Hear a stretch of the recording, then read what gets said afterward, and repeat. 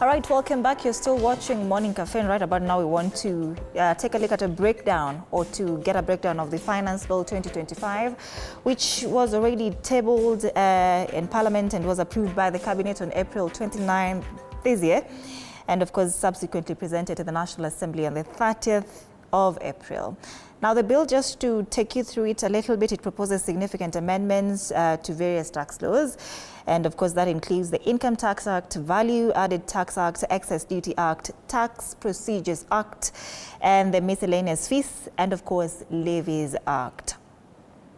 Now, key objectives of the bill, of course, are to broaden the tax base, enhance tax administration efficiency, and reduce the fiscal deficit to 4.5% of GDP for the 2025-2026 financial year. But remember, a bill is just a bill until it's passed into law, which is done somewhere around the end of June for the law to take effect starting on July 1st. But currently the bill is under parliamentary review, and public participation forums are expected to begin today.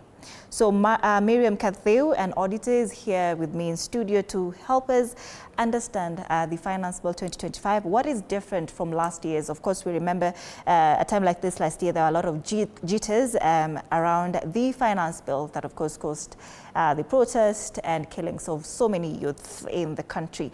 Karibu sana to TV47. Thank you so much. Okay, you're a resident, but welcome back. If you're talking about the Finance Bill 2025 and looking at the one we had last year, then what is different from the one that we see this year and the one that we saw last year? There are quite many differences. In fact, if people were to look at it with a more positive eye, you'd figure out that the government is actively trying to reduce a burden to a particular level. So I don't know if you would allow me, I just go through the main highlights. For this current year's finance bill, there's a proposal that the tax losses expire if not utilized within 5 years. In the past, we used to see them go up to 9 years. Introduction of advanced pricing agreements. There's aligning timelines for VAT refund applications under the VAT Act to reduce the period to within 12 months, so that you're not having that thing of, you know, you applied for a refund, you're in year 2, you've not gotten a refund from the commissioner. We're seeing an extend to the period within which the commissioner must ascertain refunds. There is also a waive in interest and penalties that have been incurred because of the malfunctions of the ETIMs, because it was just rolled out. Of course, as expected, some systems glitch, and many people have attracted penalties and interest in that line. But we're seeing them, you know, being proactive in trying to waive that. There's the thing where they're going to empower the commissioner to request trade secrets and personal client data from taxpayers. I don't quite understand why that is necessary, but like, it's one of the controversial things you're seeing. There's also a revert in the calculation of time for objections and appeals from working days to calendar days. More interesting for people who are working, you've seen within the tax, whatever has been suggested, they are increasing the allowable limits for per diems that are usually taxed from 2,000 to 10,000. I don't know if you experienced a thing where, you know, if you travel out of town, if it's more than 10,000, you have to account for it more than 2,000, and it was quite hard. So now when they are increasing the allowable limit, I think it's also quite an ease to the employees. So is it for all employees, like people like us, or is this for, you know, government employees, those in civil service? No, I think it's for everyone, because you see, for ETIMs, who deals with ETIMs? All of us. Okay.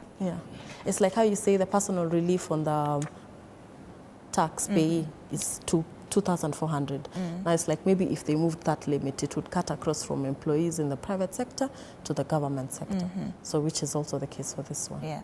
So we also saw a proposal to increase pay maximum limit to grow from 35 to 37%, and for the least tax payer from 10% to 25%. Are we seeing that in this year's finance bill as well? I understand it was a proposal to just try and amend it from last year's.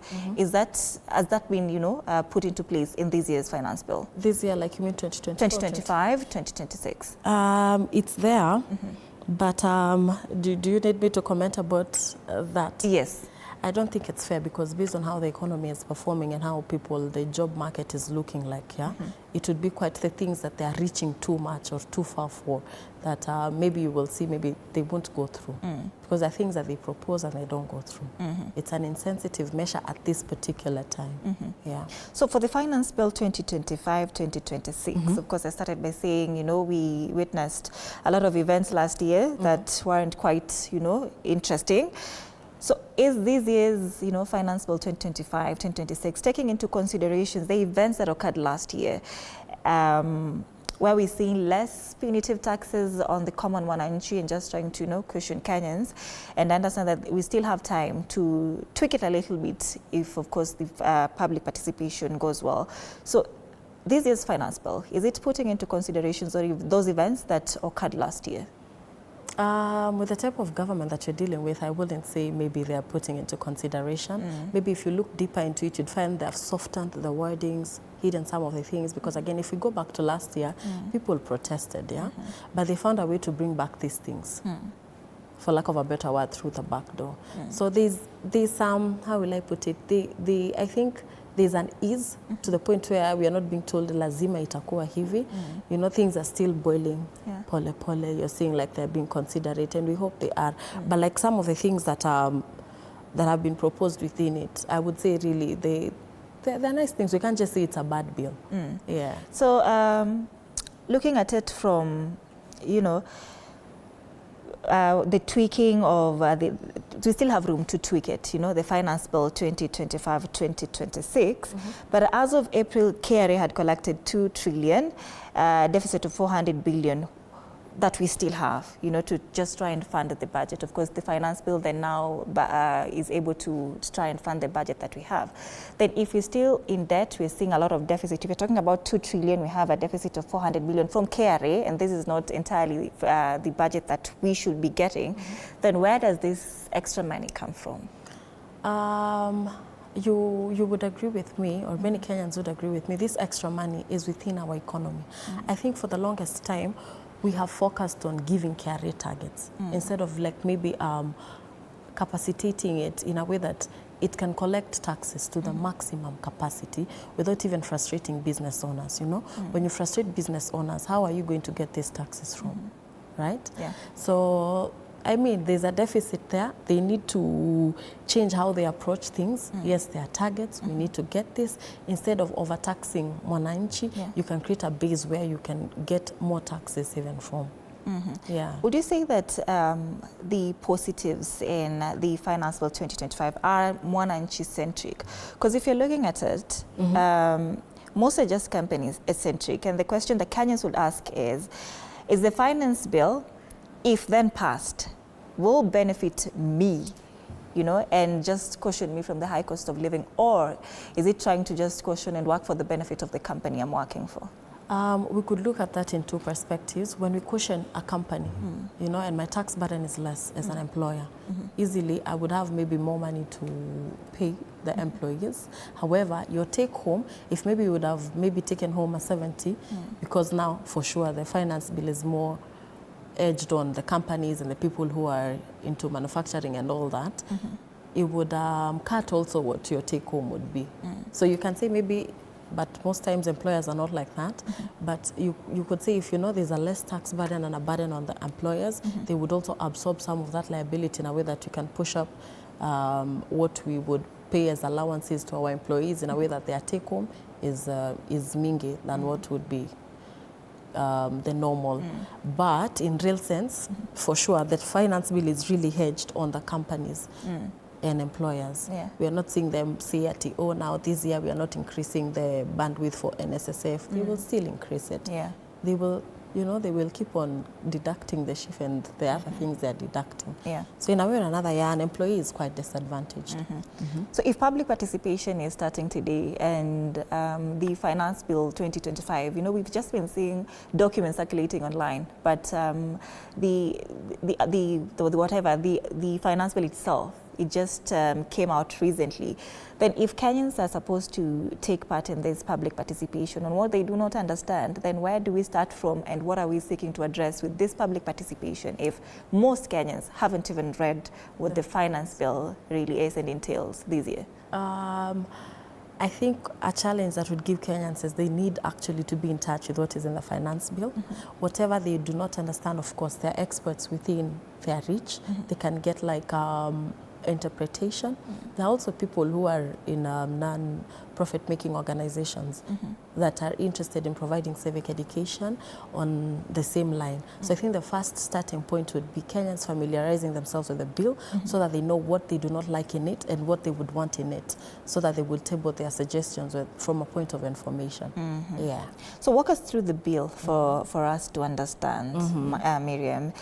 If accepted, you know, after the process of public participation, which of course again begins today, then what happens? How do we now see that, you know, the completion of this budget comes into place, and when does it now take effect? So I don't know how you would want me to go through it. Just how you know best. How I know best. The simplest way possible. The simplest way possible. Yes. So I had made an easy summary. So maybe we can start from the VAT. Okay. VAT rate changes. You're saying that this bill proposes to remove exemption on taxable goods intended for the direct and exclusive use in the construction and equipping of specialized hospitals. Is that a good move? It is. Because most hospitals will, you know, the people who need special care in those machines, it will become easy to equip those hospitals at a lesser cost. When we go to things like excise duty, this bill seeks to amend the definition of a digital lender by defining a digital lender as a person extending credit through an electronic platform. However, this specifically excludes the entities that are licensed by the Banking Act, Microfinance Act, and Cooperative Societies Act. I think you've been seeing many, I don't know if that would also encompass the Shylocks and the people who, you know, they lend people online. There are many online lending platforms that are there that are not directly regulated by Microfinance and the Banking Act. So we're seeing them trying to regulate that. I think it's a good move because, you know, one way or another, the public will be secure from, how will I put it, fraudulent people, and, you know, also abuse when it's time for recovery. Because there's a procedure on how you need to recover debt from people. Yeah, there's that.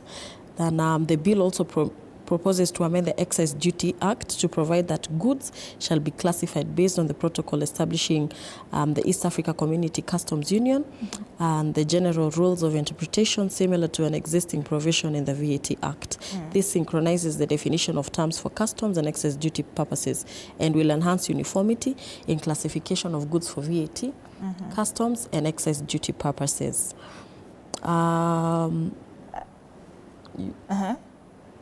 Yes. You have a question or something? Even as we wait for you to you know, you bring us up to speed with that, all that, you know, you're talking about KRA getting full visibility, you know, of our businesses, the one you were talking about, and you said you quite don't understand what it means. And it's just about KRA now getting a clear view of your business and being able to now, you know, collect money from you. So does KRA have that mandate to, you know, tax you, or just for you to collect money and go ahead and collect, of course, without court's approval? So does it encroach on how business will be operating? And, you know, what do you think this will cost or bring about in terms of just businesses in the country? I think it's a discouraging factor because when you're encroaching in a way that you want to know the trade secrets of people, let's all be honest here, people are human. I can use those trade secrets to also monetize whatever I want to monetize. So they should allow for businesses to really, as long as you're filing your taxes, you're not in illegal business, you're doing what you need to do. Yeah, they shouldn't be wanting to encroach in that particular way. I'm so sure most business owners will not maybe be approving of that, but maybe we'll see. So that's a negative that we see there? Yeah, from how I look at it. Maybe if you would ask a KRA person, they'd say it's a positive because maybe one way or another they could use it and capitalize on it to, you know, collect more taxes, and then they bridge the gap of the deficit we are having currently. Miriam, what is the impotence of this public participation now? within the finance bill? Yes. It's important because, I mean, we're the people who are being taxed. So we need to know why and how the government is collecting taxes so that we can also hold them accountable to the best way that we can. I mean, if you're not publicly participating, then you can't just come and say, oh, you people made us do this, you're charging us this tax, and they will ask you, where were you to, you know, contest the same? It's for people to be in touch with what the government is proposing and for people to also propose what they think should go, you know, one way or another. Yeah. Yeah. We are seeing a reintroduction of the eco levy, and this was quite contentious last year. So what impacts does its reintroduction have to the consumer, the eco levy? I'm not quite needy with that one. Yeah. All right. I wouldn't want to. So what we have at hand, you know, we're talking about the budget. Tax revenue at around 2.5 trillion and other agencies, of course, that collect money on behalf of the government. We get at least 3 trillion shillings, which we have, of course, and we're working with a 4.2 trillion budget.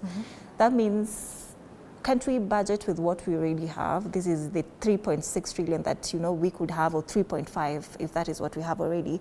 Then we are trying to just get some money to try and fill it up for it to get to the 4.2 trillion Kenyan shillings. Then isn't it possible as a country for us to just budget with this, what we have, for the country to run? It is possible. I am a strong believer that it's possible to work with whatever you have. Because if today you have a salary of 20,000, you'll find your way around it. If you're earning 70 and you go down to a 20, you'll find your way around it. I think what we see in most governments, unfortunately, is just extravagance. Because, you know, it's government money. But if it was, let's say, private sector, I think one way or another, they'd find a way around it. And I think it's about time that the approach changes to a way that if this is the amount we are collecting, how about we reshape how we're spending the money as a government to just, you know, this particular limit. Yeah. So what does the debt burden, you know, play in the budget? Or does it take into account at all when the budget is being made? Because we're already sinking into debt. We are in a very big debt, and, you know, we are working with a 4.2 trillion Kenya shillings. So how does the debt burden now come into play? In this case, we're not talking about finance bill. With the particular current budget? Yes. I don't think they are quite considerate of the same, because for the longest we've been asking how much is the debt, how is it being repaid. We have not seen those records. We would want to see how the same is being done, because every time they tell us we are in debt, we are in debt, we are in debt. Also, I look forward to a time when we are budgeting. You say we want to run on a 4.2 trillion budget this financial year. However, 2.2 trillion directly is going to financing a particular debt. You understand? But those things for debt burden and whatever, I don't think they are quite captured in a way that would be very, you know, comforting or like very clear to also the Mananchi that's paying the taxes. Maybe this is something that people need to look into and do. Yeah. So what is the rationale of bringing down the budget down, you know, from the earlier projection? Rationale? What rationale can be used? Because if you're talking about 4.2 trillion that we need, we have 3.5 or 3.6 that we should be working with. Then what rationale can be used to bring down the budget from what is being projected? I believe, like, let's say, for example, some of these government agencies or government offices, they don't need all the working space that they have. It just goes to easily cutting expenditure. If there's unnecessary people, you know, people who are doing one role, 5 people, you can cut down on such that the recurrent expenditure is also kidogo. Such that there's a way you can just remodel the entire expenditure. We don't need to renovate the State House again. We don't need new vehicles every time for state officers. They can keep using the old ones. Lower the maintenance costs or something like that, so that you can work within what you already have. Yeah. So they usually say, the government says that it has 2 options, either to borrow or to tax, you know, Kenyans more. So does it mean that we cannot cut on expenses to work with what we have, or are those options just, you know, standard that we have to borrow or tax Kenyans more? I think it's an unsaid standard procedure on their end, but I think we don't need to borrow and we don't need to overtax people. If you're spending more than you're making, really, you should really cut on your expenditure. Yeah, it doesn't have to be borrow or overtax. Yeah. So how are we going to conduct this public participation as an auditor? What best way do you think that would work for Kenyans to really understand what they're talking about, what they're getting into, to see what we saw last year? I think first and foremost, the best thing is to have the finance bill interpreted or translated to a language that most Kenyans would understand. Deal with the jargons in a way that if I'm talking about excess duty, there's a very easy way of telling you this is what it is and this is how it will impact you as a mwananchi. So break it down into a language they can easily take in. And for Kenyans also to have an open mind. We are all trying to build our economy here. What can work, we embrace it. What can't work, we voice it out. And for the government also to be open-minded as well, not to just be strongly believing that we need to tax more or we need to borrow more. Whatever they can cut down, cut down. I mean, it would be beautiful to see even some of the top employees of the government saying they are going to give up their salaries. Just to see, how we can also bridge the gap we're having in our budget. Yeah. There's also an attempt to, cushion pensioners. Of course, they used to pay some tax from what they're getting from their pension. But right now, the finance bill proposes to, remove that in its entirety. Then how does that work now, Miriam? This is quite... It's a tricky thing because already when these people are paying or saving for their pension, they already paid taxes. Yeah. True, not true. It's I think it's very unfair for the government to want to tax them again. I don't think we've seen this before with any other government. But so they're trying to remove that, not to tax them anymore? Not to tax them anymore. So yeah, I can say the amendment aims to provide a greater clarity in distinguishing gratuity payments from other allowances within public pension schemes by separating those provisions. So the bill will ensure more precise tax treatment and regulatory application for different types of pension-related payments. And additionally, the bill also seeks to align the taxation of pension income by cleaning up the contradictory provisions, which were in the previous one, as the exemptions were recently introduced under the first schedule, clarifying pension income is exempt from income tax. That's why now they will not get taxed. But what we saw last year was quite something else. Yeah. So Miriam, as an auditor, we're saying we are in a lot of debt. We need a lot of money as well to just try and fund the budget, which will come, of course, after the finance bill has been approved. Then where do we get all this money from to be able to just fund the budget? Apart from what you're working with, if you have 3.5, 3.6 trillion, then where do we get the money to just try and fund the 4.2 trillion budget, if approved? If approved, easily, there's how the government borrows from people. If they would give them more preferential rates, I'm sure there are people who have money stacked up and, maybe they are looking to invest. It would also be a trust thing. They would invest in the government and try bridge that. There's also something that I feel has been very relaxed. There's how county governments, a particular revenue they get from their counties should be submitted to the national government, also helping the operations. I'm not so sure this happens in how it's supposed to happen. So one way or another, you'd find that if also counties are able to pull the weight, such that you're saying we have a deficit of 600 million, we have 47 counties, this and this county can, contribute one way or another to funding the same. Yeah. So we still go back to borrowing is a must. We cannot run away from borrowing at all. We can borrow, but at good rates, not the loans that we see people go broke up. We're not being shown the agreements, and this is a government that I had promised, when we come to power, once you're getting the loans, we will be showing you people the agreements and everything that we would be attaching to those loans. There's something quite interesting here, but of course for the corporates, and some corporate tax of 30% has been reduced to 15%, and for those contributing or building 100 houses and above, just to help the government to achieve the goal that they had with the affordable housing project, which of course was to build at least 250,000 houses per year. Then if you're taking a look at this, if you build 100 houses, then that you're exempted from, 15% is removed from what you're supposed to pay, which is 30%. Then from where you sit, what rationale will be used to ensure that that is achieved? If you have 100 houses, then you just pay 15%. That's a positive, of course, in the finance bill. Then what rationale will be used? Rationale in what way? Like we come ascertain that you've built the houses, or Yes, and you know, to also just ensure that as much as I've built my houses, you're not going to tax me that 30%, you're not taking my 30%, you're just taking my 15%. What do you think, you know, how will we be able to get to that place where there is accountability? I think the affordable housing project is a thing that is really a goal for this government. And one way or another, when a government comes in power and they say they're focusing on this and these things, that's why you're seeing them exempting people that 15% if they're in support of the same and they're working towards it. It's a thing of trust, and we really hope that the KRA people will not be greedy or lack accountability for the same.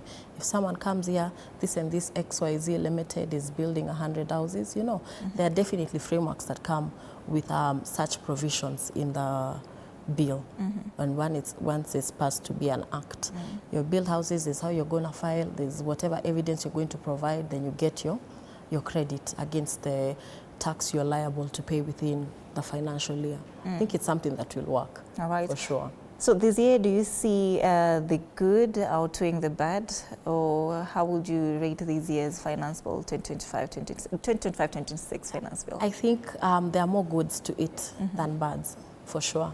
And I think maybe I'll keep saying this. There's how they've packaged it in a way that is not looking like it's heavy punches.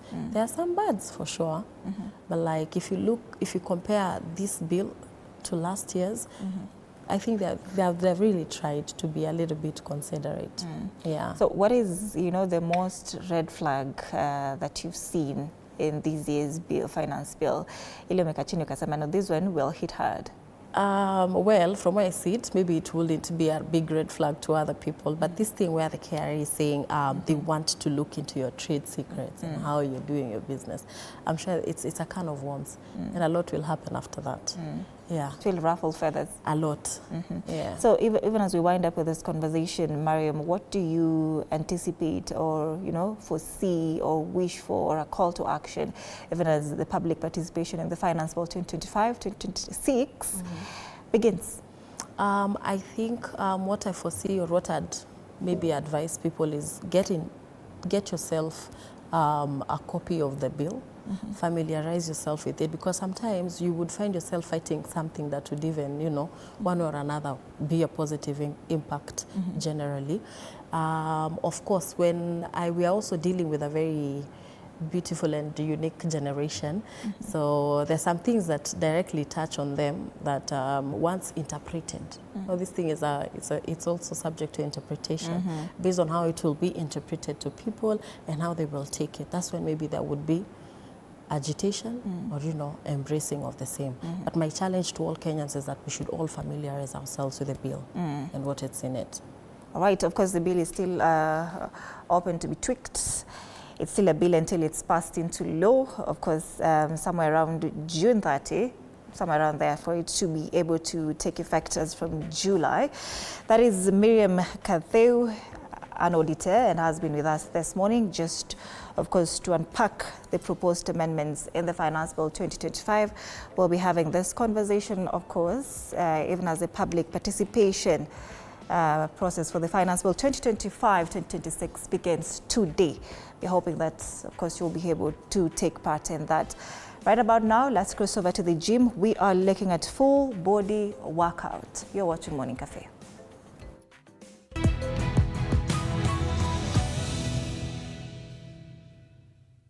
Good morning. Thank you so much for staying with us. You're watching Morning Cafe, and right about now we are at the gym right here